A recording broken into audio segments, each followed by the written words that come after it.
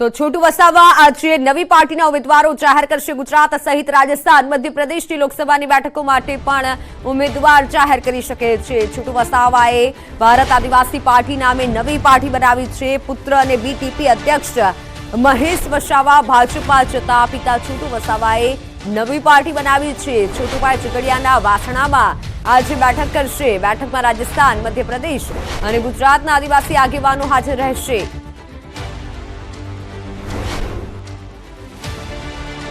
તો અમરેલીમાં પરેશ ધાનાણીના ભાજપ પર પ્રહાર। અમરેલી ભાજપ કાર્યાલયે તાળા લાગ્યા છે। કમલમમાં કકડાટ છે। કોંગ્રેસ ટનાટન છે, ત્યારે ભાજપમાં આંતરિક વિવાદ પર ધાનાણીના પ્રહાર।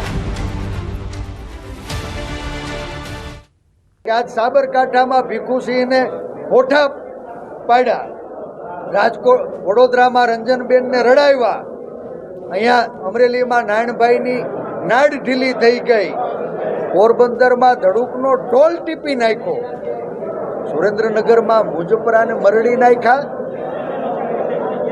રાજકોટમાં રૂપાળીને રમાડ્યા, ભાવનગરમાં ભારતીબેન તો હચોડાઈ ભૂસાઈ ગયા અને વલસાડમાં કેસીને બનાવી દીધા દેશી। મને ચિંતા એ વાતની છે કે અમારા મેહાણી કાકાનો તો હચોડો કાંટો જ કાઢી દે। अन्य महत्वना समाचार गांधीनगरथी। गांधीनगर महानगरपालिका कांग्रेस मुक्त बनी गई है। कांग्रेसना 2 कोर्पोरेटरोए राजीनामा धरी दीधा है। कांग्रेसना कोर्पोरेटर अंकित बारोट और गजेन्द्रसिंह वाघेलाए राजीनामा आपी दीधा है। आज तेओ विधिवत रीते भाजपा जोड़ाशे। गांधीनगर मनपामां कांग्रेसना मात्र 2 ज कोर्पोरेटर हता, जेना राजीनामाथी हवे गांधीनगर मनपा कांग्रेस मुक्त थई गई है।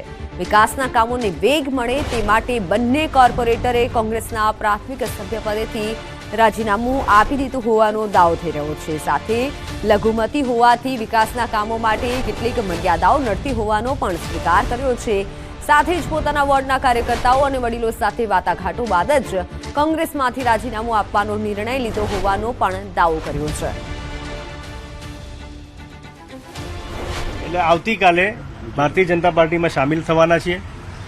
ખાસ રાજીનામું આપવાનું કારણ એ જ હતું કે અમારા વોર્ડનો વિકાસ, અમારા વોર્ડના જે વિકાસના કામો છે એને વેગ મળે અને બધા સાથે ખભેથી ખભો મિલાવીને કામ એક સુસંગતતાથી અમે કામ કરી શકીએ, એ હેતુથી અમારો પ્રાથમિક જે સભ્યપદેથી રાજીનામું આપ્યું છે એનો હેતુ માત્ર એટલો છે।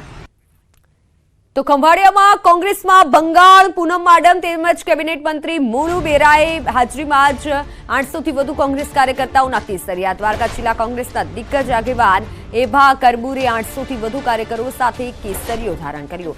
જિલ્લા પંચાયત સભ્ય, એપીએમસી ખંભાળિયા ડિરેક્ટર, ખેતી બેંકના ડિરેક્ટર સહિતના હોદ્દાઓ પર રહેતા એભા કરબૂરે સેંકડો કાર્યકરો સાથે ભાજપમાં જોડાયા।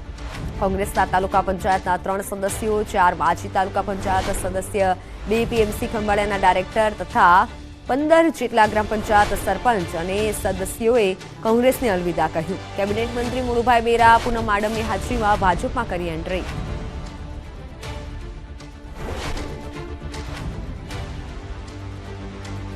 એવી જ રીતે જામજોધપુરમાં પણ ચિરાગભાઈ કાલરિયાની સાથે ખૂબ મોટી સંખ્યામાં લગભગ 300 જેટલા કાર્યકર્તાઓ મોદી સાહેબના નેતૃત્વમાં વિશ્વાસ રાખી ભારતીય જનતા પાર્ટીના પરિવારના ભાગ બન્યા।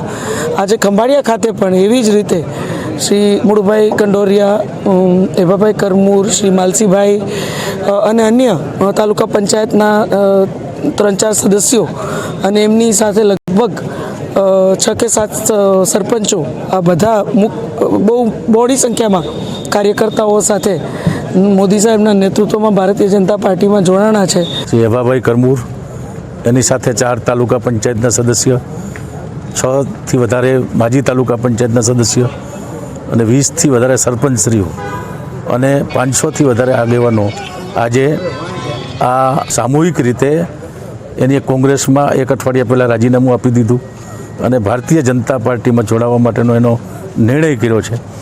અહીંયા હમણાં એને અમે બધા મળ્યા, આવકાર્યા છે કે એક કોંગ્રેસ નામની એક દુકાન બંધ થાય છે। કોંગ્રેસમાં સારા માણસો, અર્જુનભાઈ જેવા, અમરીશભાઈ જેવા અને જે છેલ્લે આપણું સંસદ લડેલા મુળુભાઈ જેવા માણસોએ પણ કોંગ્રેસ છોડી છે. એટલે સારા માણસો હવે કોંગ્રેસ છોડીને વયા જાય છે. કોંગ્રેસ નામની દુકાન જ બંધ થતી હોય. કોંગ્રેસના નામ લઈએ તો ગામડામાં જઈએ તો કોંગ્રેસથી એલર્જી હોય છે અને કોંગ્રેસથી માણસ નારાજ હોય કે જેથી કરીને આપણે પણ ત્યાં ઊભીએ તો એને ગમતા નથી. આવા સંજોગો કોંગ્રેસના આવ્યા એટલે આ સંજોગોને લીધે હું પછી કોંગ્રેસ છોડવાનો મેં આ નિર્ણય લીધો છે.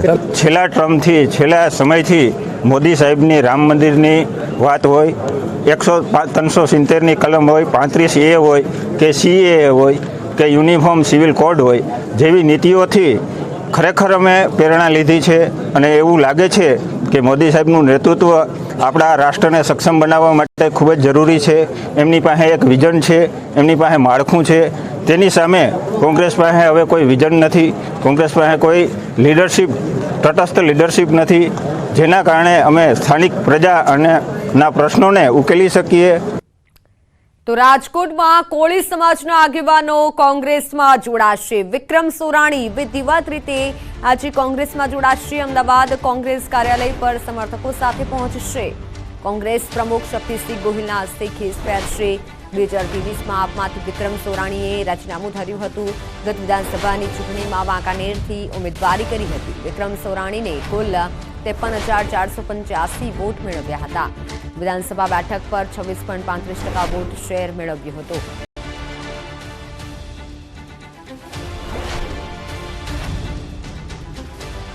અન્ય મહત્વના સમાચાર. ચૂંટણી પહેલા પક્ષ પલટાની મોસમ જામી છે. નવસારીમાં જિલ્લા પંચાયતના સભ્યએ ભાજપનો સાથ છોડ્યો છે. કુકરી બેઠકના સભ્ય પ્રકાશ પટેલે કોંગ્રેસનો હાથ પકડ્યો છે. તો ગઈકાલે ભાજપે પ્રકાશ પટેલને પક્ષ વિરોધી વાણી વિલાસ કરવા અંગે કારણદર્શક નોટિસ આપી હતી. પ્રકાશ પટેલે પાણી ખડક ગામમાં યોજાયેલા કાર્યક્રમમાં જિલ્લા કોંગ્રેસ પ્રમુખ શૈલેષ પટેલ અને કોંગી ઉમેદવાર અનંત પટેલની ઉપસ્થિતિમાં કોંગ્રેસમાં જોડાયા છે.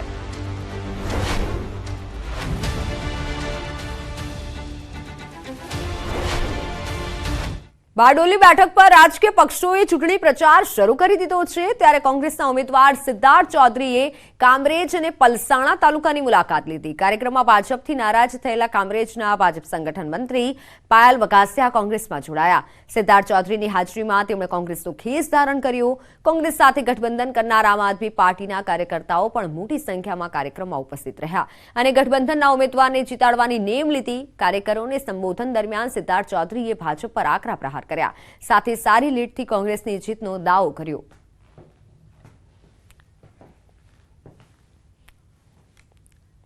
સિદ્ધાર્થ ચૌધરી સુરત જિલ્લાની 5 વિધાનસભા બેઠક ઉપર પ્રચાર પ્રસાર શરૂ કર્યો છે. આપણે સીધા જ ઉમેદવાર સિદ્ધાર્થ ચૌધરી સાથે વાતો કરીશું. જે કયા પ્રકારના મુદ્દાઓ લઈને મતદારો પાસે મત માંગવા જશો, શું કહેશો? બારડોલી લોકસભાની સીટ ઉપરથી ગઠબંધનના કોંગ્રેસ પક્ષના ઉમેદવાર તરીકે મારી પસંદગી કરી છે. ત્યારે આ એક આદિવાસી રિઝર્વ કોન્સ્ટિટ્યુન્સી છે અને અમારા આદિવાસી વિસ્તારમાં શિક્ષણનું સ્તર ખૂબ જ નીચું ગયું છે. સૌથી વધારે શાળાઓ આદિવાસી વિસ્તારમાં બંધ થવાને આરે છે.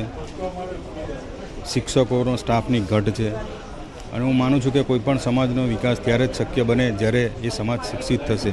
તો આ પરિસ્થિતિમાં સમાજ શિક્ષિત કઈ રીતે થઈ શકે, આ બધા મુદ્દાઓ લઈ અને અમે પ્રજાની વચ્ચે જઈશું.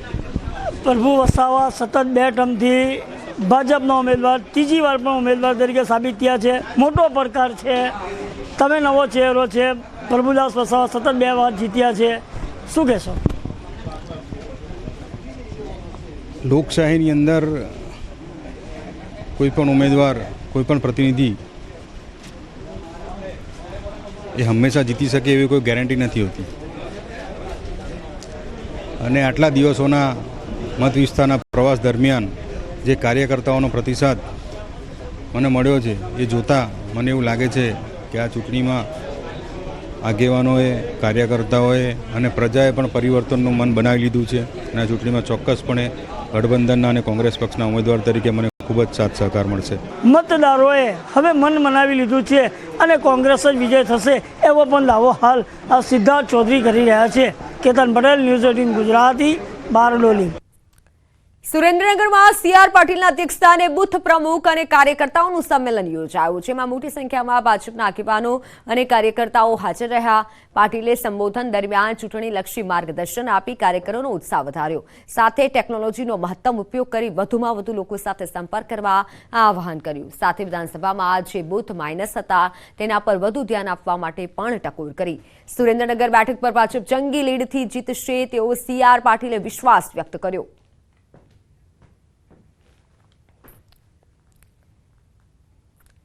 ગાંધીનગર લોકસભા માટે કોંગ્રેસે ભાજપના દિગ્ગજ નેતા અમિત શાહ સામે સોનલ પટેલને મેદાનમાં ઉતાર્યા છે. ત્યારે સોનલ પટેલ જિલ્લા કોંગ્રેસ કાર્યાલય પહોંચ્યા અને કોંગ્રેસ, એનસીપી અને આપના હોદ્દેદારો, કાર્યકરો સાથે મુલાકાત કરી. સાથે ટિકિટ આપવા બદલ કોંગ્રેસનો આભાર માન્યો. સોનલબેન આ ચૂંટણીમાં મોંઘવારી, રોજગારી, મહિલાઓના પ્રશ્નો, શિક્ષણ સહિતના મુદ્દાઓ સાથે મેદાનમાં ઉતરશે. આ વિસ્તાર પણ મોટો છે એટલે હાઈ પ્રોફાઇલ સીટ છે, પણ એનો કંઈ વાંધો નથી. અમે લોકોની વચ્ચે જઈને, લોકોની સાથે, અમારા કાર્યકર્તાઓની સાથે જઈને લોકોની સાથે ડાયલોગ સાધીશું. અને અમને ખાતરી છે કે લોકોમાં જે રોષ છે, લોકોમાં જે અસંતોષ છે, એ ચોક્કસ સામે આવવાનો છે.